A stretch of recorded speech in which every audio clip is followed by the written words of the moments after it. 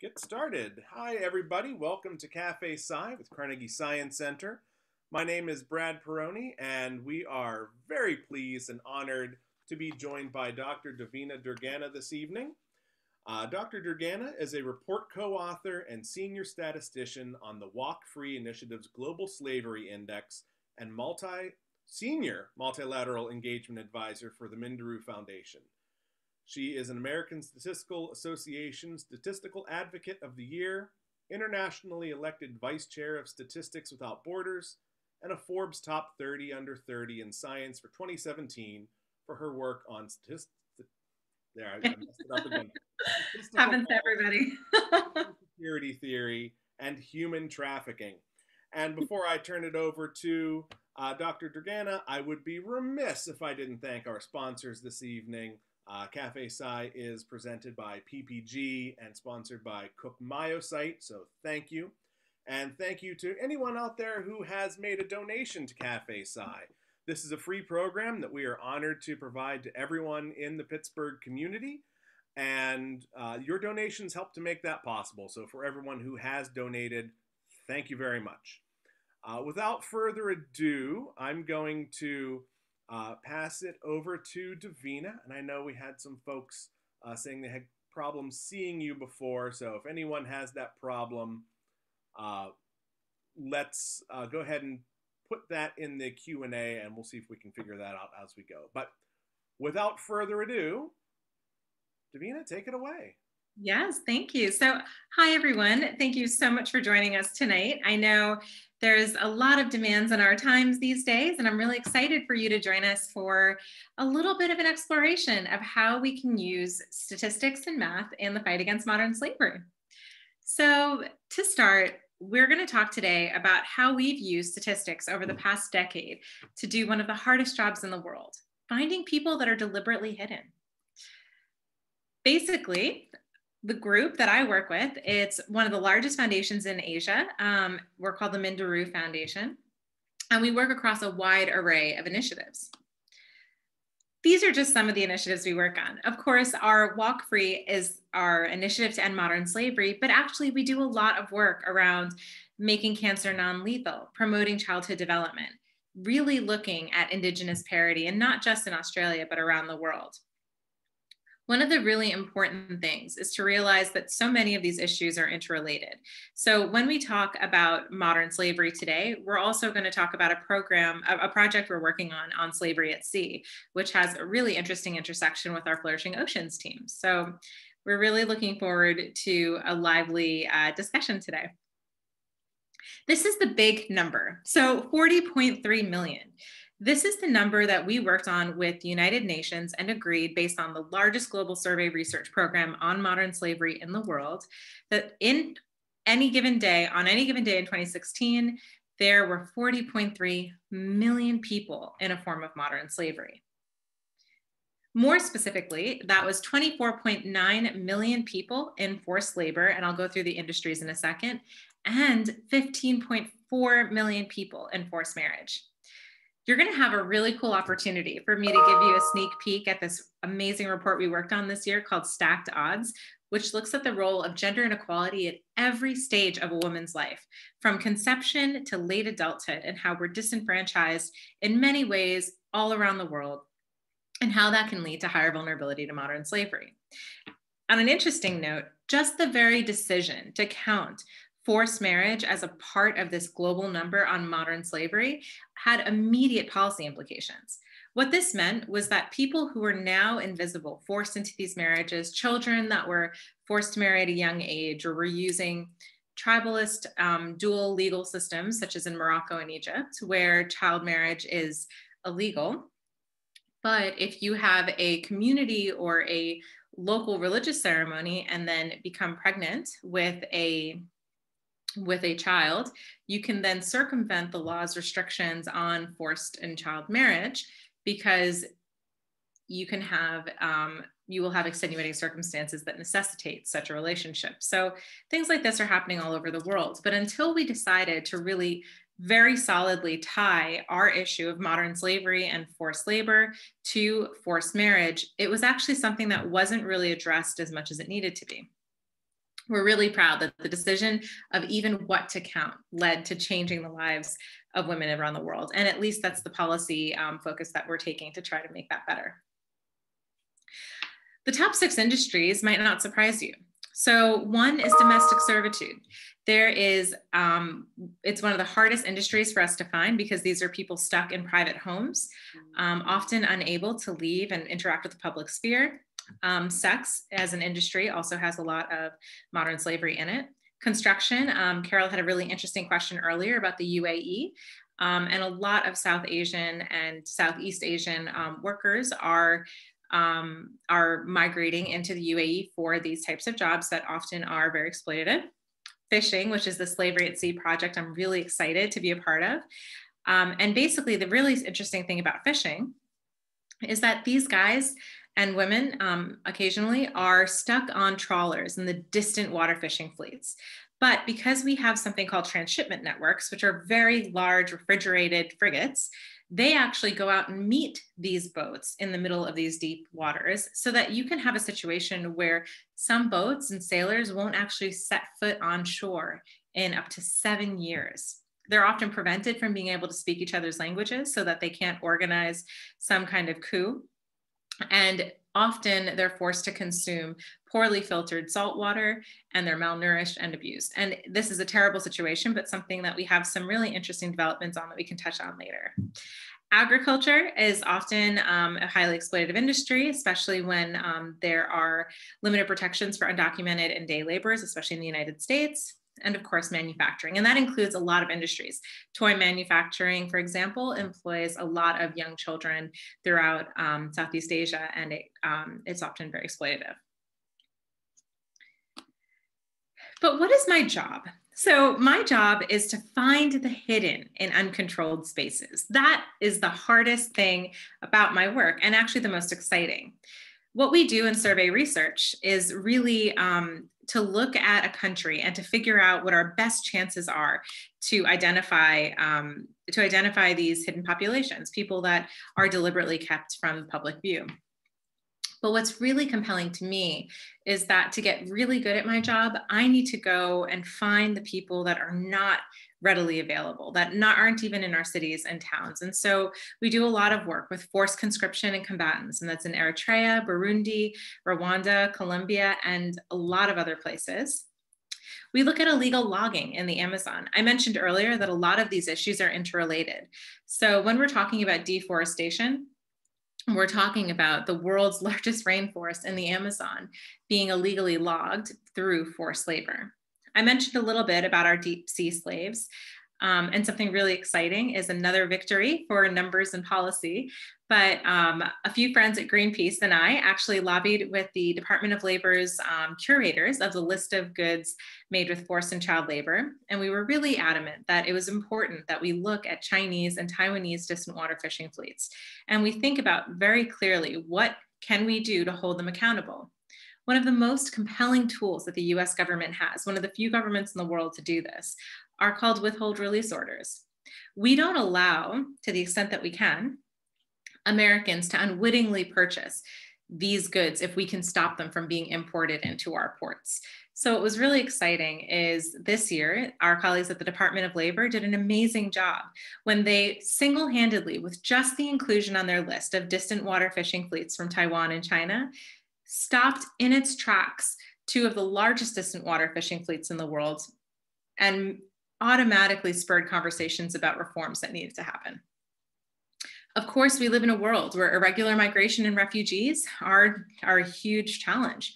We're going to have a lot of displacement related to not just pandemics and environmental catastrophes and natural catastrophes, but also social and economic collapse. What's going on in Venezuela has led to the exodus of so many vulnerable migrants.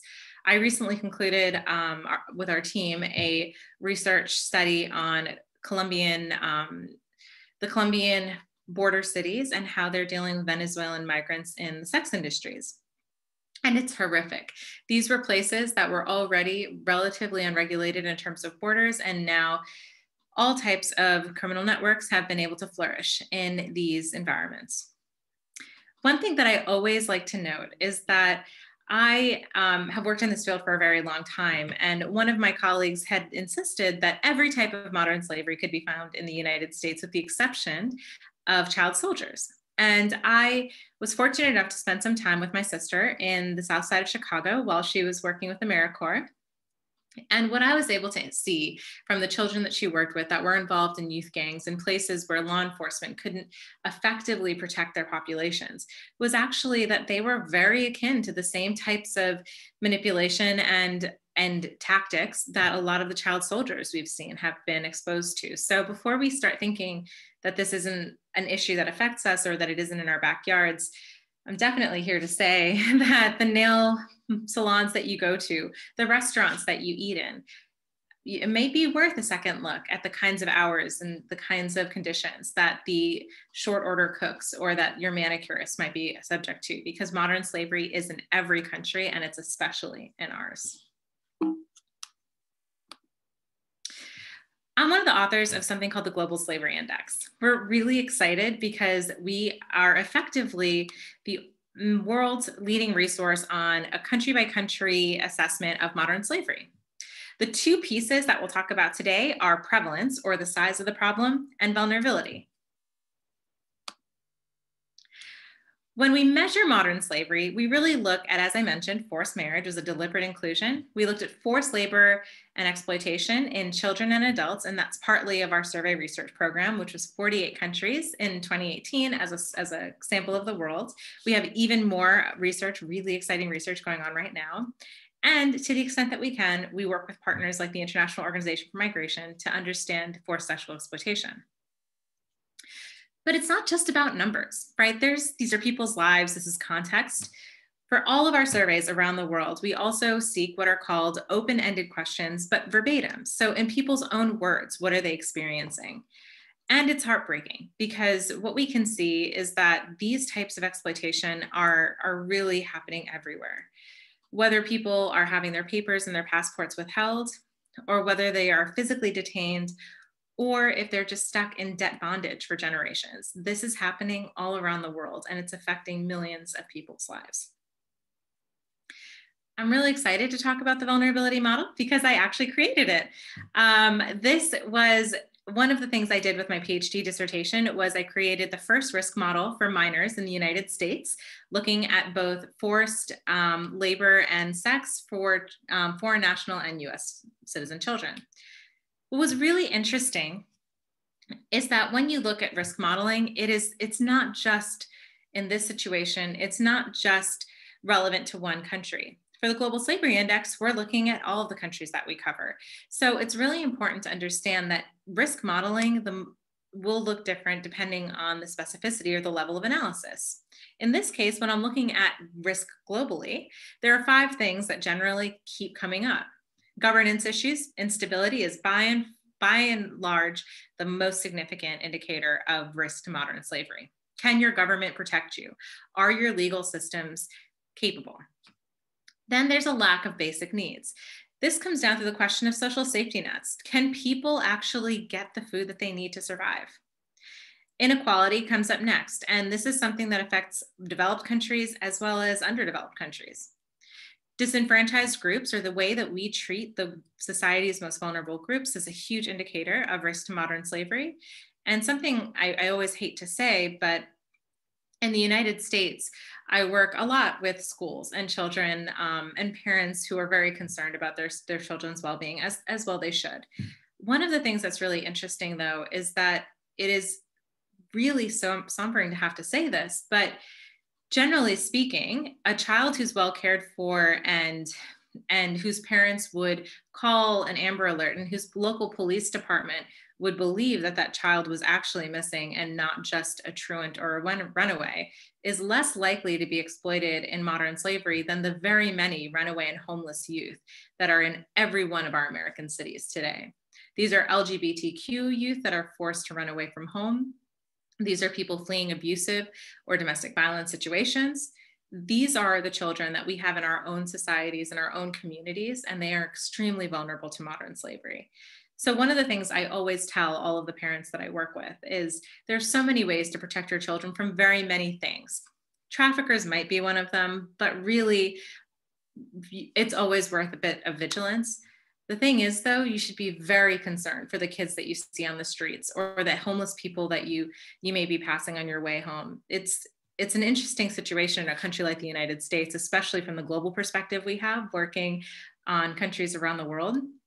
It's always shocked me how leveraged debt is in the United States on the average for an American citizen, and also with the cost of healthcare that, generally speaking, most Americans were only ever one medical catastrophe away from financial ruin. And I think the COVID-19 epidemic has also shown us that, how reliant a lot of Americans are on each paycheck. So it's just something humbling to think about, that the humanity that we've shown our neighbors during this time is something that I hope we continue, because the best predictor in my own model for increasing resilience to modern slavery for minors across the United States was actually community security. How much were we looking out for our neighbors, and how much interest did we take in the people around our lives, and how much support did we lend that community? So just something to note.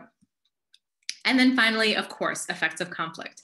Now, please note that if your country or your location is currently experiencing a lot of conflict, that certainly takes over in your individual situation.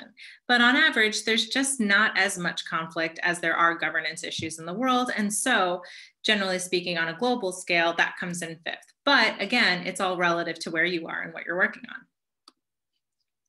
In order to estimate prevalence, we use the risk model that I've created and the survey research that we've done to extrapolate what that total population will be.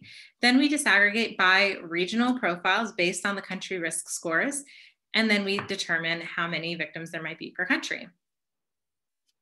I'll also note that we have a really compelling database of government responses. Now, what this is our amazing team puts together this government response database. So it's not just a normal assessment of what each country does or doesn't do for modern slavery. We also include surveys where we allowed service providers to say, hey, if we have these protections on the books, but in actual fact, we are not getting those protections, then actually those countries will get a demerit point. So it's a really exciting way to kind of fact check just countries that may have protections on the books, but not actually be focused on implementing them.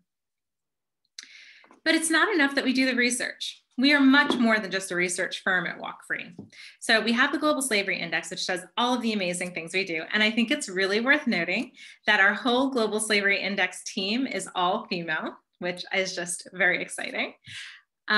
We also have something called the Global Freedom Network, which works with faith communities around the world to galvanize them to understand the social conditions that can often lead to marginalization of vulnerable groups and to modern slavery. We work very closely with leading government and business leaders in the entire Asia Pacific region, including major markets throughout the world like the United States, in our Bali Process Gun Government and Business Forum. And in that capacity, we look at supply chain transparency laws, and we effectively look to see how we can hold governments and businesses to account to end modern slavery. For example, the United States has an executive order that prevents all government contracts, US government contracts, from engaging in forms of forced labor in their supply chains. It's an amazing way to start. Our biggest purchaser of goods should not be complicit in these types of crimes, and neither should we as individual consumers. We support the Freedom Fund, which is an amazing hotspot trial outfit out of London. And what they do is they'll actually trial interventions at a smaller scale and then have the ability to scale them up in the future. So we know what might work and have a sense of what we might want to fix before we launch a full project. And then Freedom United has a lot to do with supporting how the public understands our data. This is one of my favorite slides because I think it's actually one of the most empowering things about our work. What you're looking at is basically all of the countries that are importing goods that are at risk of modern slavery. Those are electronics, often coming from countries in Asia. You've got garments like Vietnam, coming from industries like Vietnam and Cambodia and India. You've got fish coming also from Southeast Asia, including tuna. You've got cocoa coming from West Africa, and you've got timber coming from typically Peru and Brazil. But what's interesting is that these goods are being imported into the United States for consumers like you and me. Basically, what that means is that if we force the companies and the brands that we appreciate to care more about supply chain transparency, to think really clearly about what it means to have a living wage, we can actually dictate and end our ability to support these types of exploitation. One really exciting brand that we work with, Tony's Chocolonis. They're a Dutch chocolate brand. They're actually really good chocolate. But what they do is they build the price of their chocolate bars off of the cost of living for one of their workers. What does it cost to have a home, to put their children through school, to be able to afford to live? And then they build the price of their chocolate on top of that. It's just a cool model that shows that we don't have to be driven by the cheapest and the most abundant goods. We can think about the power our dollars have and how we can change the world. Now, with that, I actually have a short video I want to show you guys that will kind of give you an example of one of the really cool projects that we've been working on. 1 in every 130 women and girls is living in modern slavery today. That's 71% of all victims of slavery across the world.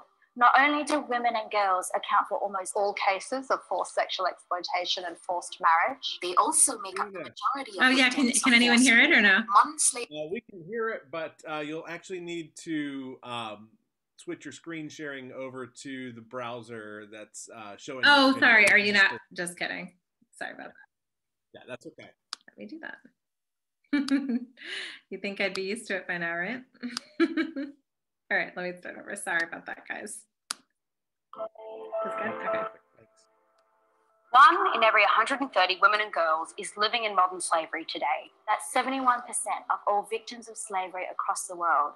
Not only do women and girls account for almost all cases of forced sexual exploitation and forced marriage, they also make up the majority of victims of forced labor. Modern slavery is driven by power imbalances. Imbalances such as race and gender inequality are stitched into the fabric of the laws and cultures that shape our lives. These inequalities and legal roadblocks exist in every country on earth, and they stack the odds against girls even before they are born. There is no denying that the challenge in front of us is massive, but there is a way forward. We need to ensure that women and girls have the most basic of human rights. Freedom.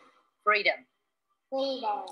Walk Free, the United Nations, Every Woman, Every Child, and human rights advocates and organizations from around the world are calling for united global action to address the disproportionate risk of modern slavery. We are demanding governments legislate against forced and child marriage, and that systems such as Café, which normalizes the exploitation of migrant workers, are eliminated. We are also calling on governments and businesses to prioritize supply chain transparency, to ensure workers are protected and to guarantee a living wage, including protection mechanisms for crisis situations.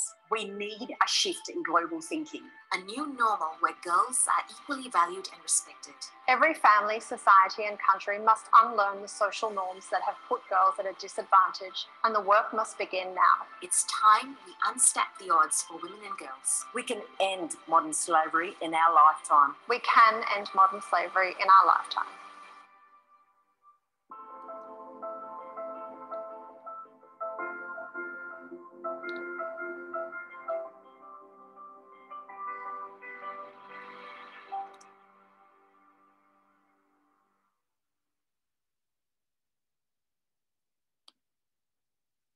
Great. Thank you guys for watching that. It's, 1 second, let me pull it up again. So what's really exciting about that is the stacked odds report actually builds on the data we were talking about. Good evening, everyone. Oh, I'm sorry. Nicola Forrest, the proud chair of second. our state theatre, and I welcome you to the launch of Black Swans 2021. Okay, great. So let me get out of this. Okay, so just to confirm, now you can see my screen. Yes, my slides? Yes, we're all good. Okay, great, thanks. So one really exciting thing about stacked odds, which is the report summary video you just saw, is that we started with that 40.3 million people in slavery number, but we kept coming up against this question: why were 71% of the people we kept encountering women? Why were they female? This might not seem like a really odd statistic, but given how difficult it is to find commercial sexual exploitation and how often, it's just a very hidden and very difficult to identify crime, we just really wanted to know what was going on there. And so that statistic is what led us to look at these women, to look at women's lives around the world and to understand what was going on. Really exciting opportunity to look at this statistic from a gendered lens. And obviously, as a woman and an all-female research team, we were really compelled to see the ways that we could do this. One thing that we found from that 71% is that looking at that 40.3 million number is that 1 in every 130 women and girls is living in modern slavery. Now, what's really interesting is that we looked at every stage of a woman's life, and basically the sociocultural beliefs around the world contribute to this inequality.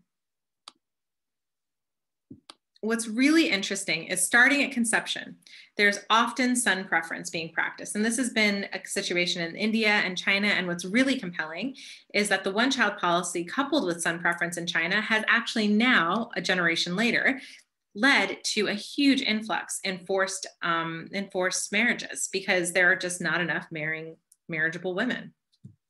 It's also a huge driver for a lot of the sexual violence and crimes that are perpetuated in India as well, the devaluation of girls and girl children. What's interesting for anyone that doesn't know is that in cultures where girls are considered to be a burden to a household that may be already poor, such as in India, where dowries were often expected upon the marriage of an Indian girl, there were often issues related to unregulated ultrasounds and unregulated abortions because families just couldn't afford to have girl children. But what happens is when that starts at the point of conception, women are already valued less than girls.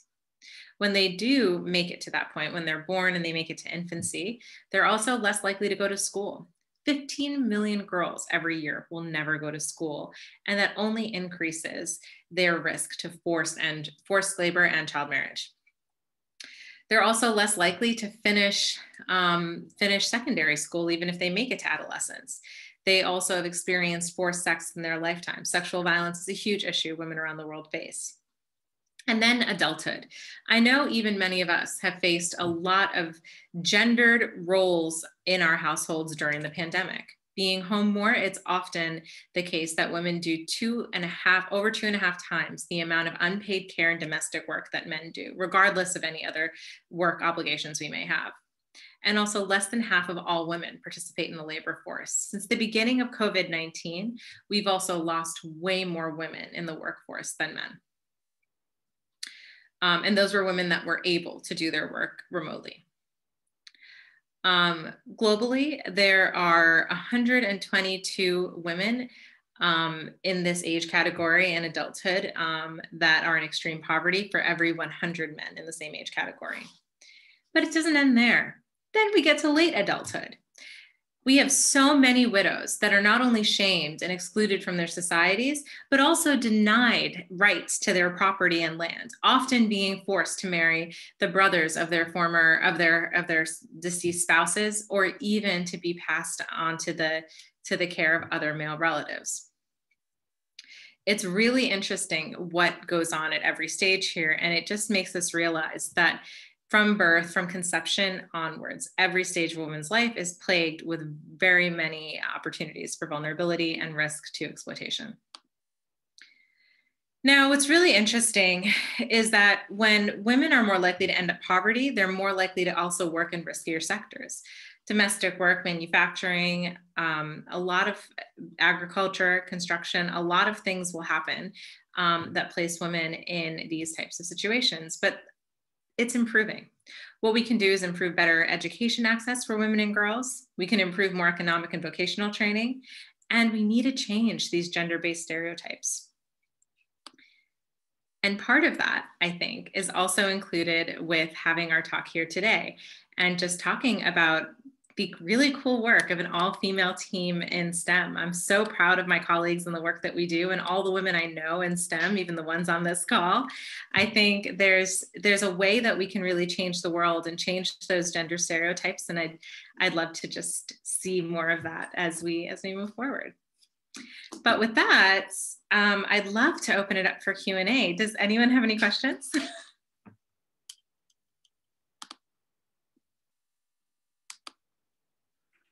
Thank you, Davina. That was a fantastic presentation. Just a reminder, everyone, if you haven't found that Q&A box in the bottom of your Zoom window, that's where you can type in any questions that you might have. And while we have some folks thinking of their questions and typing them in, I'll kick it off for everybody, if that's okay with you. So you were talking just a moment ago about how women have disproportionately been put out of work due to the COVID-19 pandemic. Can you give us a little bit more insight into, what sectors of employment are affected most by that, or the factors that disproportionately affect? Yeah, and actually, so that statement was directed at my fellow American women. One of the interesting things is that we've actually seen many women in developed countries in developed countries during the pandemic, actually exiting the workforce from being burned out, from having to handle online schooling for their children, unpaid household duties and care, and also managing the dynamics of a household that is certainly spending a lot more time together than probably anticipated.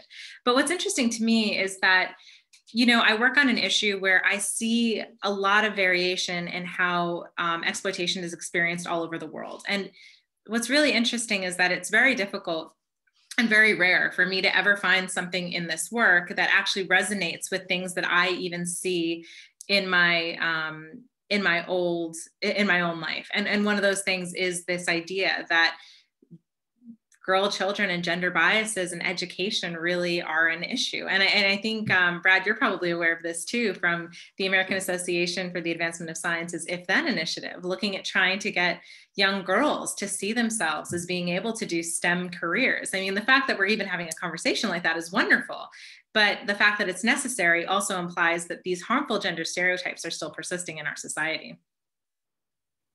Yeah, the If Then initiative, for those of you who might not be familiar, is something that the Science Center has been very fortunate to be part of, and we have been introduced to a wide array of women doing STEM work in various fields, and trying to help young girls and young women gain their own STEM identity. So it's really good work going on there. We have some more questions coming in, so keep those questions coming. I see one here from Julia, which I can actually answer. Julia wants to know how we can view the slides again, because missed a couple in the beginning and the end. This talk is presently being recorded and will be uploaded to the Carnegie Science Center's YouTube channel within the next week. So you can absolutely subscribe to our YouTube channel and see that. And Davina, if there's anything online that you want to share as a resource for people to look at, whether it's these slides that you presented tonight or just some other infographics or figures or resources, we'd love to hear about that. Yeah, definitely. And I definitely encourage everyone to go to globalslaveryindex.org. All of our recent reports are there. And I think you'll find some really exciting stuff we've done also on protecting people during a pandemic and our latest Global Slavery Index. Great. We've got a question here from Philip. Philip extends thanks to you and wants to know how you gather the data that goes into your models, who is collecting it and how. And I might also editorialize that a bit just by, asking, how big a team that is, because, there are data points being collected all around the world. So what's the effort like? Look, it's a massive effort, right? So we often have loads of surveys in the field. We work with our partner at Gallup World Poll, and what's really exciting is we add modules of time onto the Gallup World Poll that address some of these questions. But we're always looking for new ways to try to figure out what's going on with modern slavery, especially in countries that are traditionally very difficult to reach. Like Carol's question about the Gulf countries, very difficult to reach. So we actually, our team itself is actually, I would say, a really committed team of like very experienced modern slavery experts in all aspects of this. And then we partner with groups like Gallup to help us do these global survey projects. What's really interesting is we also have partnerships with universities, groups that like to collaborate on this. And what's really exciting is with our government response database, we actually work with a survivor-led group called Data Motivate. And they're actually the ones that help code and put some of our data into the database. So we're really excited to support really survivor positive groups whenever we can. I think the scale of the effort is incredible. I mean, the amount of data that this reflects and the amount of research, and also truly the amount of care and ethics and considerations into how to do this well. I mean, stacked odds is a great example. This was an incredibly sensitive topic for a lot of the people we worked with. We worked with frontline groups around the world. It's a magnificent effort by my teammates. They did such a great job. And to be honest with you, it was in a very difficult period, right? Like we were looking at talking to people during a time when a lot of things were uncertain, and a lot of nonprofits in particular weren't always, you know, in a very solvent place. I mean, a lot of the groups we've been working with in Colombia, for example, that provided shelter to the Venezuelan sex trafficking victims who are migrants, they were actually finding that this context, this situation with COVID was making them even more vulnerable, because now a lot of, I see Julia's question relates to pornography, but that's an interesting question, right? Like child pornography is of course modern slavery because children can't consent to sex acts. And one of the things that we noticed, for example, in Kenya, we have partner groups doing lots of really interesting on the ground research. A lot of that has obviously been interrupted during COVID. So there's a huge international development delay that's very concerning, that a lot of the progress we were making may have been set back during this period. But one of the challenges we have in Kenya, for example, is that they had a robust sex and pornography industry. But without tourists, without the tourism sector to be providing commercial sex to, and minors in particular, we saw a lot of minors and a lot of vulnerable people being pushed into the now pornography industry, which is infinitely more difficult to physically locate, identify, and then rescue in terms of law enforcement intervention. So it's a very interesting, coming out of the COVID-19 period, it's going to be a very interesting question about how this has affected our long-term intervention efforts and what we'll need to focus on to really ensure that we can come out of this in a way to better protect people. All right. So there's a follow-up here from Philip. Have you been able to see data trends with time, or are we still not at a time scale where we can have a good sense of how things might be getting better or worse?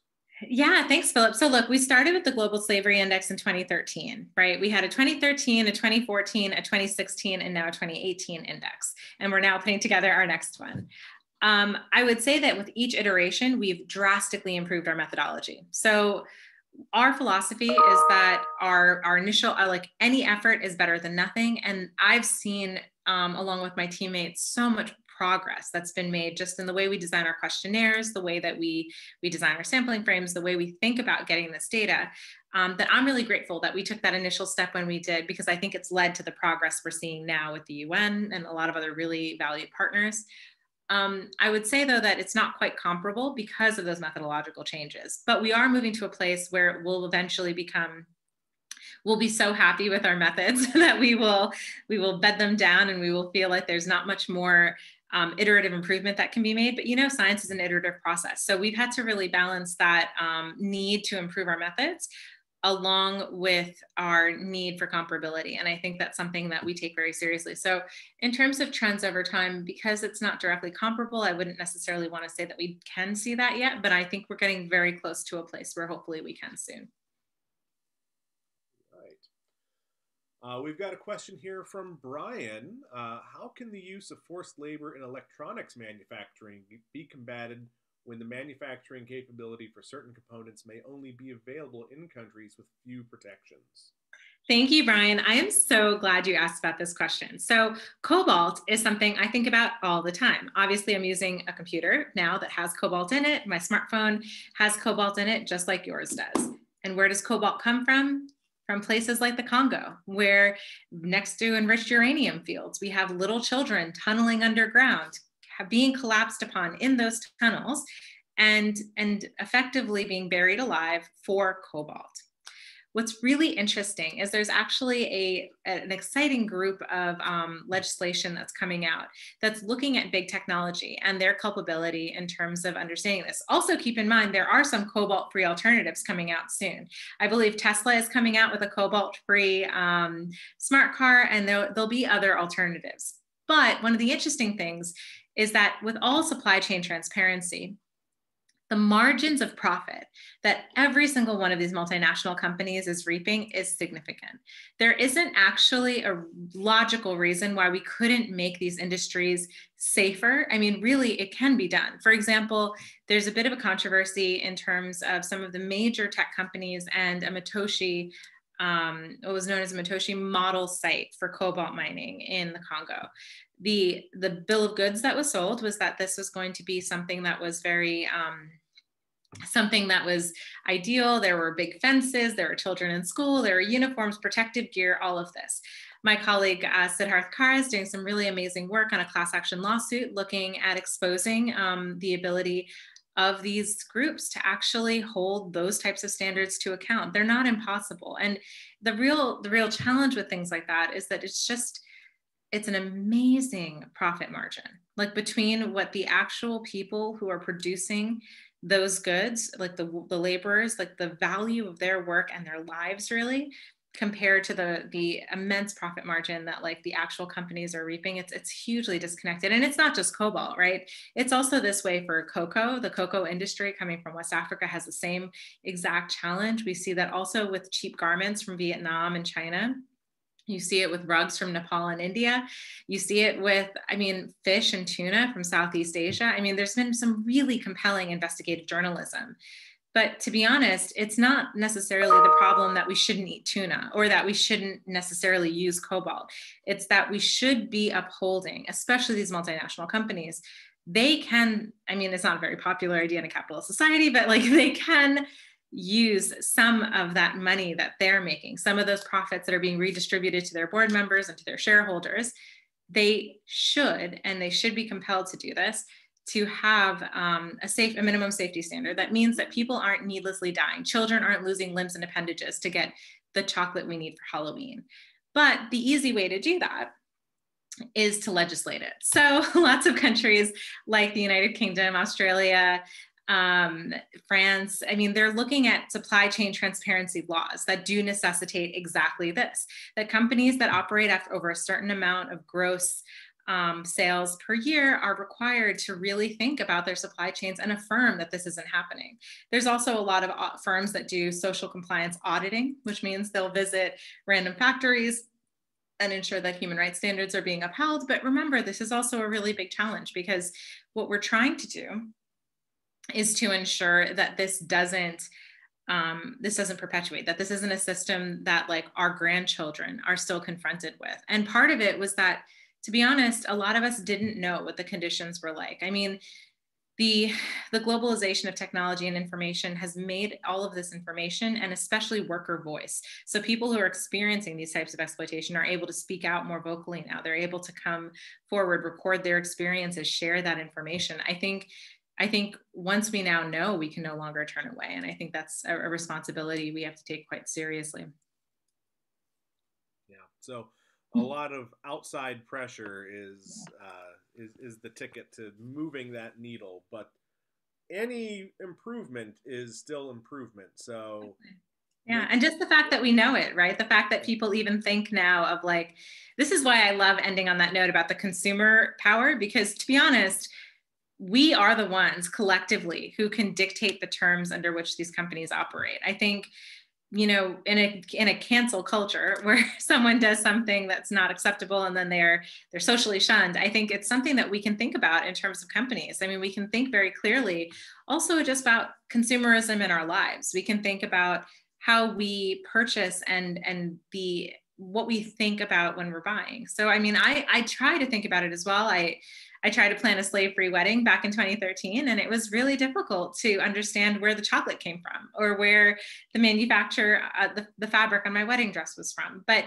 today, it would be a much easier thing, maybe not still 100% possible, but there's more information out there. There's an app called Good On You that looks at the origin of the clothing and some of the brands you use. There's also Humanity United had put out a slavery footprint app, which looked and had a really compelling college campus challenge with MTV, trying to ask people to see how many slaves supported their daily life. So these kinds of things are at least available now, and we can start thinking about them. I'll have to check out that Good On You app. That sounds really interesting. Yeah. I'll be honest. I don't buy fish or seafood products without checking the Seafood Watch app. As my wife's sitting over there on the other side of the room can attest that it holds us up in the grocery store on more than one occasion. But it's good to be able to have that information, that data in people's hands. And so, like you said, giving consumers the opportunity to weigh in on that. We'll give a moment for any other questions that might trickle in. We've gone through the queue of questions here. In the meantime, I have a more general question about statistics and big data, but I also want to just ask you real quick about the children's book coming out this year, Wonder Women of Science. Tell us a little bit about that too. Oh, thanks for bringing that up, Brad. Yeah, it's a really exciting project. I'm so honored to be a part of it. It's called Wonder Women of Science, and it's about 12 STEM women who are rocking the world.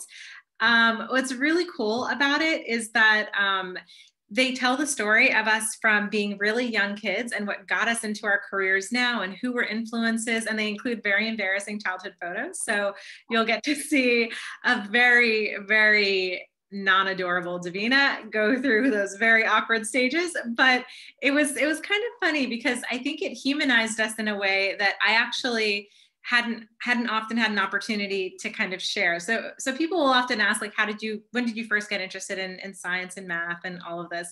But what was even cooler to me was to read the stories of the other women. So it was actually written by a NASA scientist, Tiara Fletcher, and she worked with our colleague Ginger to put this together. And they have illustrations of us and just like fun facts and stories about our lives. It's kind of cool. I'm very excited for it to come out myself. I'm so unbelievably honored and really excited.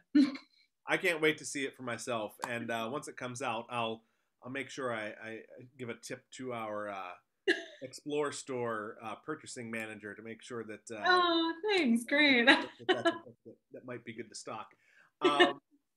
Philip has a question here. Have any organizations or entities pushed back against your reported results?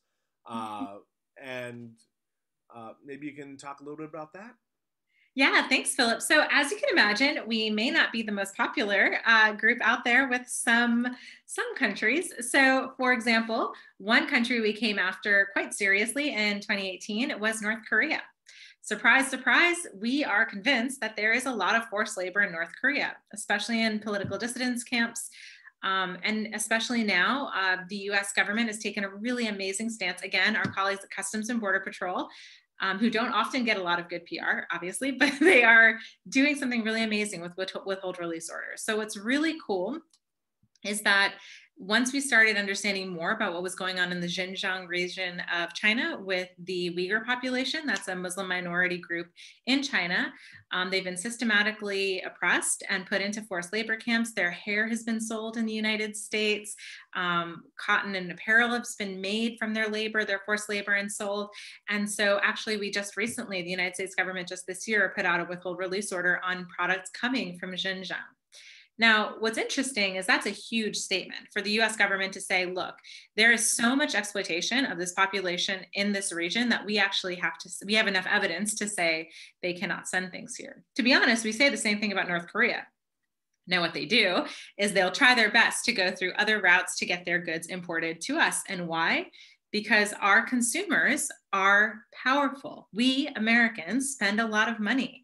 We are powerful. We are the market that all of these groups want to come to. So when our government agencies take this action to prevent these goods from being imported here, it makes a big difference. So it's kind of amazing when we think about that and think about how, I mean, I don't personally love that there's all this like, hostility, I guess. But I find it really interesting that our work, who would have thought that any research we do, and I don't know, many academics here might feel the same, but it's not often that we do research and then actually see the policy implications play out where any governments have actually taken issue with it, right? Like I find that really encouraging. We also had, I don't know if many of you can tell, but my heritage is Indian. My family's from South America, but of Indian heritage. And what's really interesting is before we published, I think it was one of the global slavery indexes, India is a country that has a lot of vulnerability and a large population. So of course they always come out as a country that has a lot of modern slavery as a result. And I remember there was a really interesting article in The Guardian that was talking about how the prime minister at the time had received a memo saying that they should look into this group because they were tarnishing the reputation of India. And I thought it was so interesting because ironically, I had recently won an award from the Times of India about this type of work. So I was kind of confused about it a little bit. But what was funny was I never thought getting, working in science and being with my amazing team of colleagues that we would ever, our work would ever amount to something like that like a national government would say, hey, what are they doing? What are they saying? People are listening to it and we need to be concerned about it. I mean, that's an amazing, for me, that's as rebelling. That's as much as I can rebel in my life. So like, that's exciting for me. But I just thought it was kind of cool because you don't really think of statistics as a way of like instigating change or agitating or protesting, but in our own way, I think that it is. Statistical rebellion. That is fantastic. Yeah. We have a question from Christopher. You mentioned working with the Department of Labor here in the United States. Yeah. Is your group working with the EU and or other governments, or is your data and reports given to more local groups? Yeah, thanks, Chris. Actually, our report is more global in nature. So I would say that one of the cool projects I didn't get to talk too much about today is that a lot of our survey research is well served for developing countries because, a sample size of 2,000 across a large country like India or Russia, you're very unlikely to find modern slavery in places where it's a lot further hidden, right? Like the United States would be very difficult. The good news is that we use something called multiple systems estimation, which looks at administrative level data and compares the number of times the same victims in the same time period are identified across the same lists. What's really cool is we've been partnering with the UN Office on Drugs and Crime on that, and we've actually done this in the Netherlands, Ireland, Romania, Serbia, Slovakia, and it's cool because it means that developed countries can now take ownership of their own data collection systems, understand how to estimate modern slavery, and just take some responsibility for what's happening there. So I would say that we work really closely with the EU, we work really closely with the UN, and we really care deeply about a lot of these communities. So also our Global Freedom Network is focused very deeply on Africa, for example. And we just released on our globalslaveryindex.org. You'll also see, or even walkfree.org, you'll see some reports on the Commonwealth Initiative. So basically at every heads of states, it's called CHOGM, but like the Commonwealth heads of government meetings, we actually have a report that gives an update on what they're doing on modern slavery. So it's kind of cool to see places like Rwanda and England all talking about their legacy of slavery there and how we can come full circle. Right. And we have a question here from Carol. Carol wants to know where you grew up and received your degrees. And I'll also throw in there too, maybe your inspiration for going down the mathematical or statistical path that you've followed. Yeah, thanks, Fred. I appreciate that. Yeah, so Carol, thanks. It's an interesting journey. I'm an American. I'm a New Yorker. I don't know if you could tell. I speak very quickly when I'm excited. So sometimes people can tell I'm a New Yorker. But yeah, so I grew up on Long Island. Comac High School was where I went to undergrad. And I went to GW, the George Washington University, for college. met my husband there. And then I actually went to grad school in France at the American University of Paris, where I got an American master's in political science, international relations, civil society development, and a French master's certificate in political science, which was brutal. It was just brutal. And then I came back and did my PhD at American University. I focused on international relations and statistical modeling, and that's where I created that model for minors in the US. And then after that, I basically started working with the foundation that I'm in love with, the Mindaroo Foundation, and it's grown fantastically. As I've mentioned, we do all these really amazing initiatives and find all these ways and all these interconnections. I'm just so proud of that whole family, and it's really amazing what they've done. And basically, I've started with them in 2012. So while I was in my PhD program, I've been working with them since, which is why the vulnerability modeling was such a natural fit for me at first, because that was kind of exactly where I was innovating in my own research. So it was a perfect, I feel like it was very serendipitous. But what made me want to get into this is actually a really cool story. So there's a bit of a myth, right? That if you want to work in a human rights field, or if you want to work on an issue that helps people, you have to kind of be on the front lines, and you have to pay your dues or be in those nonprofits and do that kind of work. And I'll tell you, it drained me. Like, being in direct contact. I was working on the national hotline for a while. I volunteered with basically every group I could find and worked with every group I could find that worked on modern slavery. Amnesty International, looked at a bunch of different anti-trafficking groups. And remember, at the time, this was pre-Taken, so there wasn't as many people that that knew exactly what modern slavery was. Oh, Carol, that's so interesting that we have so much in common. Thank you for sharing that. Yeah, the interesting thing is that I respect so much my colleagues that are in the trenches and are able to give so much of themselves to survivors and people in crisis, and to do that. And remember, at the time that this was happening, it was, maybe 10 or 12 years ago, people just didn't have, we didn't have those masters in social work that specialized in modern slavery. Actually, I don't even know if we had a master's in social work kind of background at that time. So it was all hands on deck. It didn't matter what you were good at or what you were trained to do. It was, you helped where you could. And every nonprofit that didn't have like a lot of dedicated funding, which there wouldn't have been at the time, you really just did the best you could. One thing that I noticed, though, was that a lot of our policymakers kept talking about children, and specifically US citizen minors, and saying they're taking, the traffickers are coming and taking the kids off our streets. But when I sat back and thought about it, and looked at all the high risk industries, and looked at what was happening in agriculture, looked at what was happening with undocumented people in our country, and I kept thinking, like, how is that true? How is it that the one population that has the most protections and the most visibility could be the most populous among all of us? Could it be that we're just maybe not counting the populations that are also being affected for whatever other reasons, if they're worried about deportation, immigration status, whatever's going on? I was just convinced we were missing part of the story, because it just didn't match with what I was seeing anecdotally, but also what I knew of how this worked. And I just didn't understand why that would be.